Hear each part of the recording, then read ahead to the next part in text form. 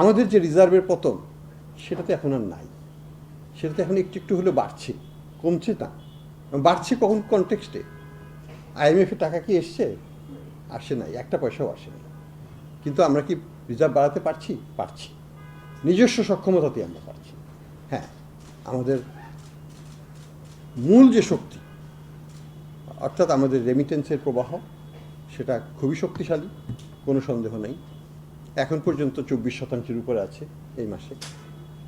ফেব্রুয়ারিতে এটা 30% উপরে আছে, এবং আগামী মাসে ঈদে, সামনে ঈদ, তার পরবর্তীতে কোরবানির ঈদ। কাজে আমরা আশাবাদী এবছর আমরা $30 বিলিয়ন হয়তো ছাড়াতে পারি রেমিটেন্স। সেটা একটা বড় একটা বিশাল আমাদের নিজস্ব অর্জন। কেন হলো হঠাৎ করে বাড়ল রেমিটেন্স? অন্য কিছু নয়, it is not the exchange rate, it is not. মূল কারণ হচ্ছে অর্থ পাচারটা উপরের শ্রেণীর থেকে যেটা হচ্ছে সেটা একটু কমে আসছে, সেটারই প্রতিফলন আমাদের এখানে অর্থটা চলে আসছে পাচার না হয়ে। মূল কারণ সেটাই বলে আমি মনে করি। এটা 2% ইনসেন্টিভ দেওয়াও নয়, এটা ওই এক্সচেঞ্জ রেটে 122 হওয়াও নয়। যে যার টাকা পাঠানো সে সেই টাকাই পাঠাচ্ছে, কিন্তু ডাইভার্সনটা কমে গেছে, ফলে রিটেনশনটা বেড়েছে, এবং আমরা সেটার প্রতিফলন দেখতে পাচ্ছি।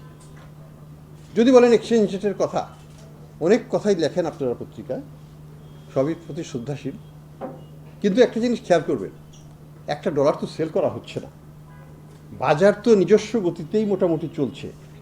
কেউ তো এখানে ইন্টারভেনশন দিচ্ছে না, রিজার্ভ কমিয়ে বা রিজার্ভ করে তো আমি এটাকে করছি না। দ্বিতীয় হচ্ছে, আপনি কার্ড মার্কেটে যান, আজকের রেট আমার এক ফ্রেন্ড বললো 123 টাকা 50 পয়সা সে কিনেছে। তাহলে পার্থক্যটা কোথায়? আপনার কার্ড মার্কেট আর ইন্টার ব্যাংকে যদি রেমিটেন্স পাঠান 121 টাকা 50 পয়সা, সাথে 2.5% যোগ করেন, 124 টাকা হয়ে যাবে। তাহলে ইন্টার ব্যাংকেই আপনি বেশি পাচ্ছেন কার্ড মার্কেটের চাইতে। তাহলে ইমব্যালেন্সটা কোথায় এক্সচেঞ্জ মার্কেটে? আমি তো দেখছি না, ব্যাংকাররা দেখে। তারা মনে করে যে আরও একটু ছাড় দিতে পারলে ভালো হয়। ছাড় মানে কি?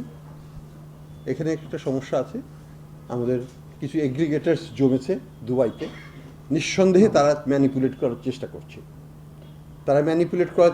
তারা এগ্রিগেশন। হঠাৎ করে দুবাই আমাদের নাম্বার 1 রেমিটেন্স কান্ট্রি কেন হয়? দুবাই কয়জন বাঙালি আছে? বাঙালিরা তো বেশি আছে সৌদি আরবিয়াতে। তারা কেন এখন 1 নম্বরে নাই, যেটা চিরকাল ছিল?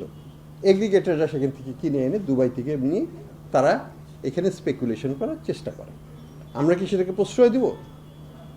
আমার কাছে এক কূটনীতিক এসেছিলেন যে আমরা কেন একটা বিশেষ কোম্পানি থেকে ডলার কিনছি না। আমি বললাম, ওই কোম্পানি যদি চায়, যা ইচ্ছা তারা চাইতে পারে, রেট 150 টাকাই চায়, কোনো অসুবিধা নেই। আমি আমার রেটে কিনবো, সেটা হচ্ছে 122 টাকার নিচে। অসুবিধাটা কি? আমি ক্রেতা হিসেবে আমরা ঠিক করব। প্রাইস তো দুবাইতে ঠিক হবে না, এক্সচেঞ্জ রেট ঠিক হবে বাংলাদেশ ব্যাংকে, দুবাইতে নয়, বা ওয়াশিংটনে নয়।